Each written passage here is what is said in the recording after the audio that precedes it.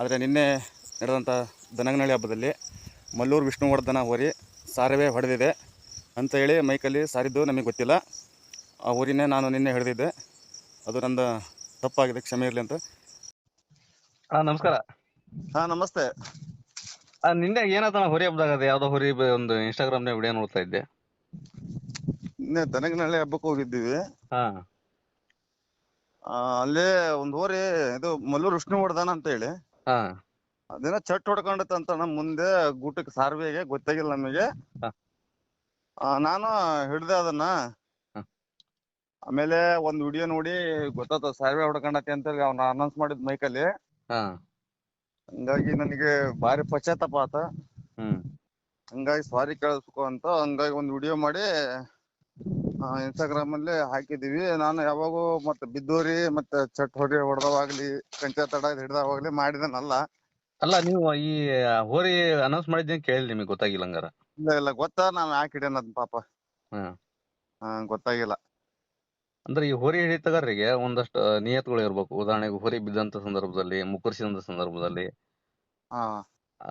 Survey ಬಿಟ್ಟಂತ ಸಂದರ್ಭದಾಗ ಅವ್ನು ಹಿಡಿಬಾರ್ದನ್ನ ಇದು ಇರ್ಬೇಕು. ಆತರ ಏನಾದ್ರು ಮಾಡಿರಿ ನೀವು? ಇಲ್ಲಣ್ಣ, ನಾನ್ ಮಾಡಿಲ್ಲ. ಮುಂದಾದ್ರೂ ಮಾಡಲ್ಲ. ನಾನು ಹೋರಿ ಎಲ್ಲಿ ಮಠ ಹಿಡಿತಾನ ಗೊತ್ತಿಲ್ಲ. ಹಿಡಿಯೋಷ್ಟ್ ದಿನ ಆದ್ರೂ ನಿಯತ್ತಿಂದ ಹೋರಿ ಹಿಡ್ದು ಬಿಡ್ಬೇಕಂತ ಈ ತರ ಯಾವ್ದು ಮಾಡ್ಬಾರ್ದು ಅಂತ ಮಾಡ್ಕೊಂಡಿನಿ.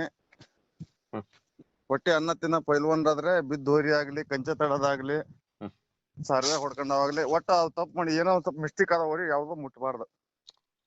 ಈ ಕೆಲವು ಟೈಮ್ ಅನಿವಾರ್ಯ ಗೊತ್ತಾಗದಂಗೆ ಹಿಡಿದು ಬಿಡ್ತಾರಪ್ಪ. ಗೊತ್ತಾದಂಗ ಹಿಡ್ದ ಅದು ಗೊತ್ತಾಗ್ಲದಂಗ ಹಿಡ್ದು ಏನು ಮಾಡಕ್ ಆಗಲ್ಲ ಅಣ್ಣ. ಈ ತರ ಸಾರಿ ಒಂದ್ ಕೇಳ್ಬೇಕಾಗತ್ತ. ಪಾಪ ಅವ್ರಿಗೂ ಮನ್ಸಿಗೆ ಬಹಳ ಬೇಜಾರಾಗಿರ್ತದ ಹೋರಿ ಮಾಲೀಕಗೆ. ಹೌದು. ಯಾವ್ದೇ ಒಂದ್ ಹೋರಿ ಬಿದ್ದೈತಿ, ಈಗ ಅವ್ನ್ ಹೋರಿ ಹಿಡ್ದದ್ದು ಅವ್ರಿಗೆ ಗೊತ್ತಿರ್ತೈತಿ, ನಮಗ್ ಗೊತ್ತಿರ್ತೈತಿ. ಅದ್ರ ಅಕ್ಕಪಕ್ಕ ಬೇಡದಾರ ಇರ್ತಾರ, ಅವ್ರಿಗೆ ಚುಚ್ಚು ಮಾತಾಡ್ತಾರ. ಒಂದ್ ಮೋಸ ಆಗೈತಿ ಅಂತ ಅವ್ರಿಗೂ ಗೊತ್ತಿರಲ್ಲ. ಈ ತರ ಒಂದ್ ಕ್ಷಮೆನಾರ ಕೇಳ್ಬೇಕು ಅನಸ್ತ ನನಗೆ. ಹಂಗಾಗಿ ಕೇಳಿದೆ. ಅಂದ್ರೆ ಈ ಹಿಂದೆ ನೀವು ಸಾಕಷ್ಟು ಹೋರಿಗಳನ್ನು ಸಾಕಷ್ಟು ವರ್ಷದಿಂದ ಹಿಡಿತಾ ಬಂದಿರಲ್ಲ, ಅಲ್ಲಿ ಯಾವ್ದಾರ ಹೋರಿನ ಹಿಡಿದಂತ ಸಂದರ್ಭದಲ್ಲಿ ಈ ತರ ಸನ್ನಿವೇಶಗಳು ಆಗಿದ್ವಾ? ಇಲ್ಲಣ್ಣ, ಈ ತರ ಯಾವ್ದು ಹೋರಿ ಹಿಡ್ದಲ್ಲ ನಾನು. ಇದೇ ಫಸ್ಟ್ ಟೈಮ್ ನನ್ನ ಸರ್ವಿಸ್ ಅಲ್ಲಿ. ಇದೇ ಫಸ್ಟ್ ಟೈಮ್ ಅಲ್ಲಿ ಈ ತರ ಸರ್ವೆ ಹೊಡೆದಿರೋದು. ನಾನು ಮೈಕ್ ಅನೌನ್ಸ್ ಮಾಡಿದ್ ಕೇಳಿಲ್ಲ. ಇವತ್ತು ಬೆಳಗ್ಗೆ ಒಂದ್ ವಿಡಿಯೋ ನೋಡಿದೆ, ವಾಟ್ಸಪ್ ಬಂದಿತ್ತು, ಇದೇ ಊರಿದೆ. ಅವಾಗ ಗೊತ್ತಾಯ್ತು ನನಗೆ. ಈಗ ನೀವು ಮಾಲೀಕರ ಹತ್ರ ಕ್ಷಮೆ ಕೇಳಿದ್ರೆ? ಮಾಲೀಕರ ಹತ್ರ ಕ್ಷಮೆ ಕೇಳಿಲ್ಲ. ಊರಿಗೆ ನಾನೇ ಒಂದು ಮಾಲೀಕರಿಗೆ ನಮಗೆ ಕಾಂಟ್ಯಾಕ್ಟ್ ಇಲ್ಲ. ಒಂದ್ ವಿಡಿಯೋ ಮಾಡಿ ಬಿಟ್ಟೆ ನಾನೇ. ಹೌದಾ? ಮಾಲೀಕರಿಗೆ ನಮಗೆ ಕಾಂಟ್ಯಾಕ್ಟ್ ಇಲ್ಲ. ಹೌದು. ಈಗ ಯಾಕಂದ್ರೆ ಇಂಥ ಸಂದರ್ಭದಲ್ಲಿ ಒಂದಷ್ಟು ಹೋರಿ ಹಿಡಿತಗಾರರಿಂದ ತಪ್ಪಾದ ಸಂದರ್ಭದಲ್ಲಿ ಏನಾದ್ರು ಕ್ಷಮೆ ಕೇಳಿದ್ರೆ, ಅಥವಾ ನಾನು ತಪ್ಪ ಹಿಡ್ದಾನೆ ಅಂದ್ರ ಮಾಲೀಕರಿಗೆ ಎಷ್ಟೋ ಖುಷಿ ಇರ್ತೈತಿ. ಹೌದೌದಣ್ಣ. ಈಗ ಹೋರಿ ಹಿಡಿತೀನಿ ಅನ್ನೋ ಗರ್ವದಕ್ಕಿಂತ ಅಲ್ಲಿ ಹೋರಿ ಹಿಡಿದು ತಪ್ಪಾಗೈತಿ ಅಂತ ಕೇಳೋದು ಎಷ್ಟೋ ಒಂದು ಒಳ್ಳೆತನ ಅಂತ ನನ್ನ ಅನಿಸಿಕೆ. ತಪ್ಪಿಗೆ ಏನಾದ್ರು ಒಂದು ಕ್ಷಮೆ ಇದ್ದೇ ಇರ್ತೈತಿ. ಕಂಚೆ ತಡ ಹಿಡಿತಾರ, ಬೇಡ ಕಂಚೆ ತಡ ಹಿಡ್ದಾರೋ ಬಿಟ್ಟು ಬರ್ಬೇಕು ಸುಮ್ನೆ ಹೋರಿನ.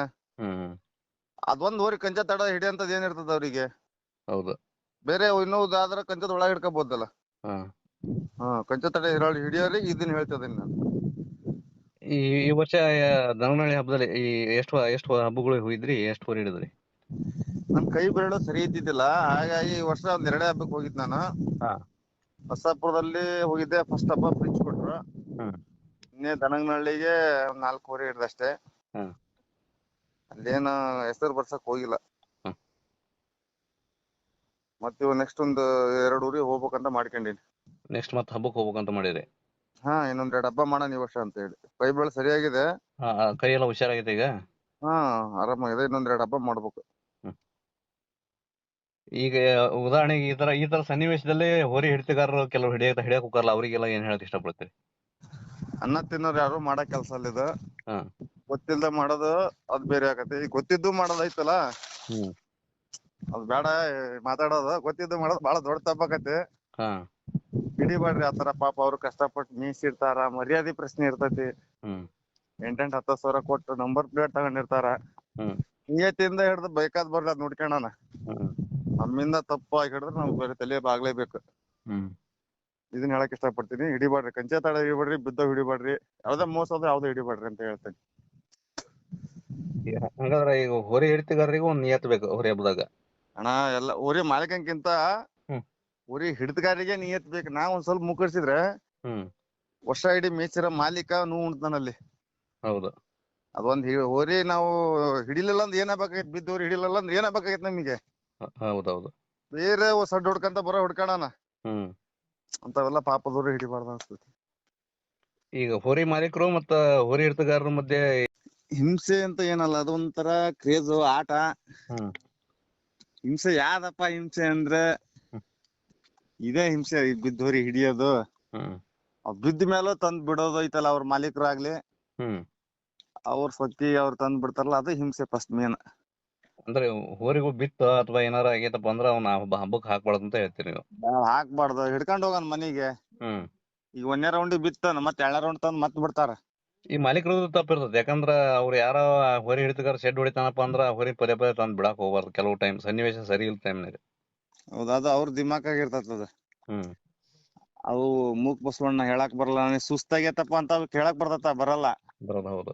ನಮ್ ಕಾಲಿಗೆ ಒಂದ್ ಮುಳ್ ಚುಂಚಿದ್ರೆ ಕಾಲಿ ಮುಳ್ ನಟತಿ ಅಂತ ಮನೆಗ್ ಬೇರೆ ಯಾರಿಗಾರ ಹೇಳ್ಕಂತೀವಿ. ಹ್ಮ್.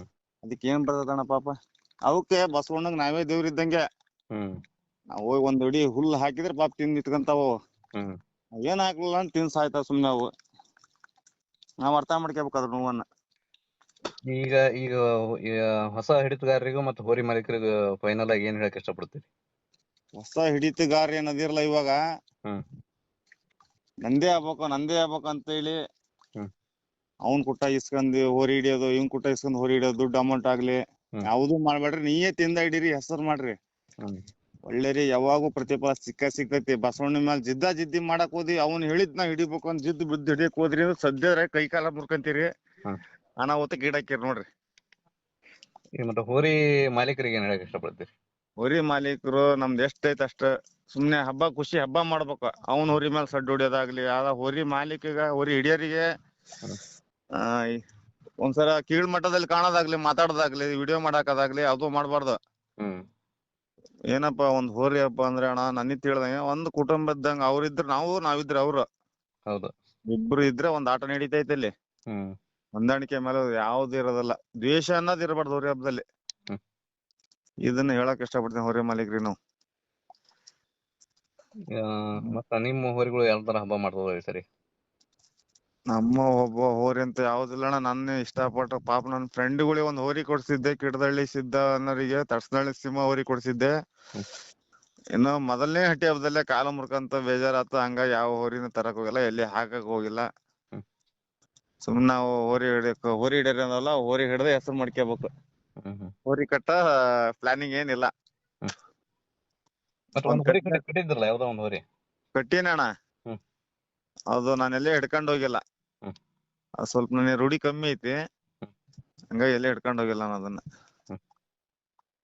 ಮನ್ಯಾಗ ಇರ್ಲಿ ಬಸವಣ್ಣ ಬಂದು ಅಂತ ಹೇಳಿ ಕಟ್ಕೊಂಡೀನಿ. ಫೈನಲ್ ಆಗಿ ಮಲ್ಲೂರು ವಿಷ್ಣುವರ್ಧನ್ ಹೋರಿ ಮಾಲೀಕರಿಗೆ ಏನ್ ಹೇಳಕ್ ಇಷ್ಟಪಡ್ತೀರಿ? ಮಲ್ಲಿಯೂರು ವಿಷ್ಣುವರ್ಧನ ಹೋರಿ ಮಾಲೀಕರು ಯಾರು ಅಂತಾನೂ ಗೊತ್ತಿಲ್ಲ. ಹ್ಮ್. ಅಣ್ಣ ಕ್ಷಮೆ ಇರ್ಲಿ, ನಾನು ಹೋರಿ ನಿನ್ನೆ ಹತ್ತಿದ್ದಕ್ಕೆ ಹ್ಮ್. ನಿಯತ್ತಿಂದ ಹಿಡಿದ್ರಿ ಅಂತ ಯಾರಿಗೂ ಕ್ಷಮೆ ಕೇಳಲ್ಲ ನಾನು. ನಂದು ಮೋಸ ಆಗೈತಿ, ನನ್ ತಪ್ಪಾಗೈತಿ. ಹ್ಮ್. ಬೇರೆ ಹೊಡೆದಿರೋ ಹೋರಿನ ಹಿಡ್ದಿದ್ದು ನನ್ ಕೇಳಿಲ್ಲ. ಹ್ಮ್. ಕ್ಷಮೆ ಇರ್ಲಿ ಅಂತ ಕೇಳ್ಕಂತ ಹೋರಿ ಮಾಲೀಕಿಗೆ. ಆದ್ರೆ ಹೋರಿ ಮಾಲೀಕ ಯಾರಂತ ಗೊತ್ತಿಲ್ಲ ಪಾಪ ನನಗೆ. ಹ್ಮ್. ಸರಿ. ನಂಬರ್ ಇದ್ರೆ ಫೋನ್ ಮಾಡಿ ಹ್ಮ್. ಸಾರಿ ಕೇಳ್ತಿದ್ದೆ.